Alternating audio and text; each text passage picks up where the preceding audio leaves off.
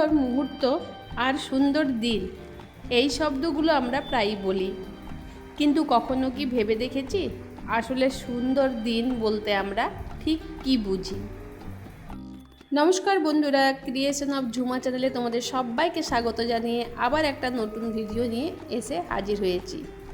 আশা করছি যে যেখান থেকে আমার এই ভিডিওটা দেখছো তোমরা সবাই খুব ভালো আছো। আমিও কিন্তু তোমাদের ভালোবাসা আশীর্বাদ নিয়ে অনেকটা ভালো আছি। বন্ধুরা, অনেকেই ভাবে সুন্দর দিন মানেই হয়তো কোনো বিশেষ উপলক্ষ, কোনো ঘুরতে যাওয়ার দিন, প্রিয় কারোর সাথে কাটানোর সময় বা জীবনের বড় কোনো আনন্দের মুহূর্ত। কিন্তু সত্যিটা হলো সুন্দরতা আসলে বাইরের পরিবেশে নয়, সুন্দরতা লুকিয়ে থাকে মানুষের মনের ভিতর। মানুষের মন যদি আনন্দে ভরা থাকে, যদি মনে একটু শান্তি থাকে, একটু ভালো লাগা থাকে, তাহলে খুব সাধারণ একটা দিনও অসাধারণ সুন্দর মনে হয়। সকালের এক কাপ চা, বিকেলের হালকা বাতাস, রান্নাঘরে প্রিয় কোনো খাবারের গন্ধ বা পরিবারের সাথে কয়েকটা হাসির মুহূর্ত, এসব ছোট ছোট জিনিসও তখন জীবনের সবচেয়ে সুন্দর অনুভূতি হয়ে ওঠে। কিন্তু যখন মানুষের মন খারাপ থাকে, যখন ভেতরে ভেতরে অনেক চাপ, কষ্ট, দুশ্চিন্তা বা ক্লান্তি কাজ করে, তখন চারপাশের সুন্দর জিনিসগুলোও যেন মলিন হয়ে যায়। যে দিনগুলোকে আমরা বিশেষ বলি, সেই দিনগুলোর আনন্দও তখন ঠিকভাবে অনুভব করা যায় না, কারণ মানুষের অনুভূতির রংটাই বদলে যায়।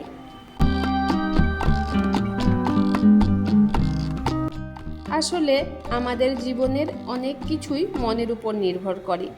তুমি কি ভাবছো, কি অনুভব করছো, কি চাও, কিভাবে জীবনকে দেখছো, সব কিছুর কেন্দ্রে আছে মানুষের মন। এই জন্যই আমি মনে করি জীবনের ছোট ছোট ভালো লাগাগুলোকে গুরুত্ব দেওয়া খুব দরকার। কারণ সুখ সব সময় বড় কোনো কিছুর মধ্যে থাকে না, সুখ অনেক সময় খুব সাধারণ কিছু মুহূর্তের মধ্যেই লুকিয়ে থাকে।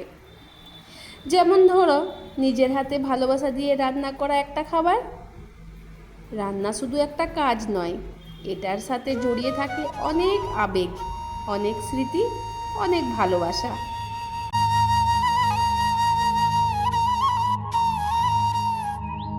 মায়ের হাতের রান্না কেন এত ভালো লাগে জানো?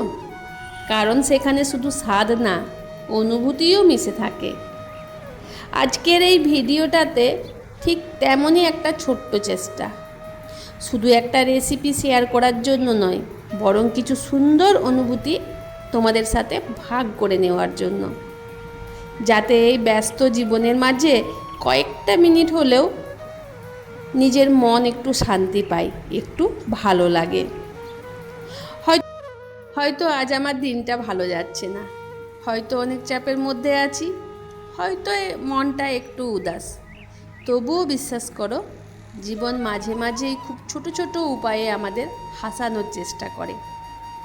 কখনো একটা গান দিয়ে, কখনো কারো কথায়, আবার কখনো একটা সুন্দর রান্নার মাধ্যমে। তাই আজকের এই রেসিপিটা শুধু রান্না নয়, এটা একটা সুন্দর মুহূর্ত তৈরি করার ছোট্ট অজুহাত।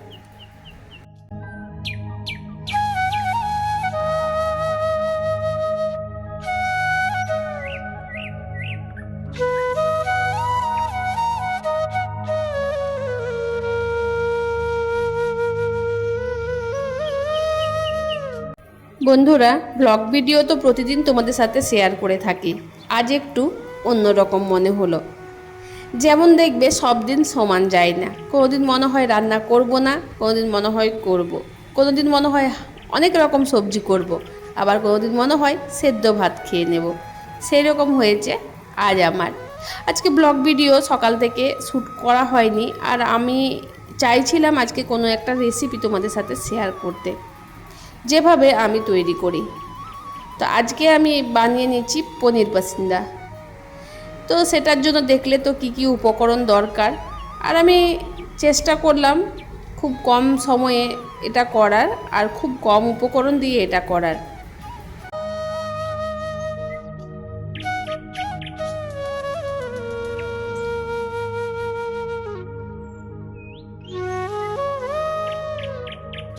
সকাল থেকে শরীরের অবস্থা ঠিক নেই একদম।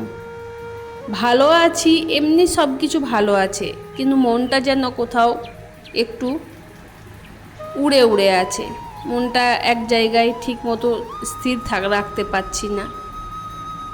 যখনই একটুখানি বসছি বা কিছু টাইম কোনো কাজের মধ্য থেকেও উদ্ভট উদ্ভট সব জিনিস মাথার মধ্যে আসছে, মানে যেগুলো পেরিয়ে গেছে আমার জীবনের, সেই মুহূর্তগুলো চোখের সামনে যেন ভেসে উঠছে।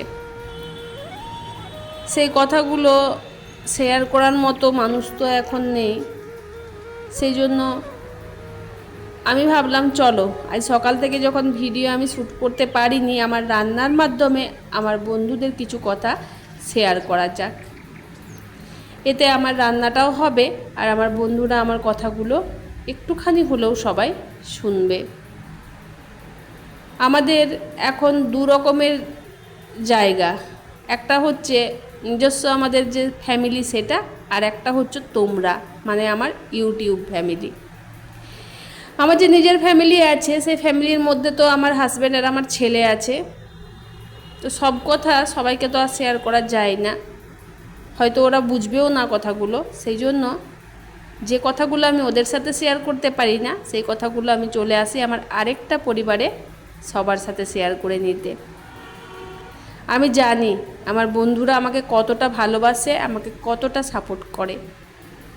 সোশ্যাল মিডিয়ায় আমার দাদা দিদি ভাই বোন যারা সবাই আছে তারা সবাই খুব ভালো। ভালোটা একদিক থেকে বিচার করাটা ঠিক নয়, কারণ আমিও আমার বন্ধুদের ভাই বোন দাদা দিদিদের খুবই ভালোবাসি। আর সেই জন্য ইউটিউবটা অনেকবার ছাড়বো করেও কিন্তু আমি ছেড়ে উঠতে পারিনি, একমাত্র ওদের ভালোবাসাতে। আর আমারও মনটা ঠিক থাকে না, আর আমিও ইউটিউব ছেড়ে থাকতে পারি না। একদিন দুদিন ভিডিও বন্ধ করে দেখেছি, লাইভে আসা বন্ধ করে দেখেছি, কিন্তু না, সত্যিই আমি থাকতে পারি না। তো যাই হোক বন্ধুরা, আশা করি ভিডিওটা তোমাদের ভালো লাগবে, আর ভিডিওর সাথে সাথে মনটাও একটু ভালো হয়ে যাবে। ভিডিওটা যদি ভালো লাগে তাহলে লাইক করবে, কমেন্ট করে তোমাদের মতামত জানাবে, আর এমন আরও সুন্দর সুন্দর রেসিপি আর অনুভূতির গল্প পেতে চ্যানেলটি সাবস্ক্রাইব করে অবশ্যই পাশে থাকবে। তো টাটা বন্ধুরা, আজকের মতো বাই বাই।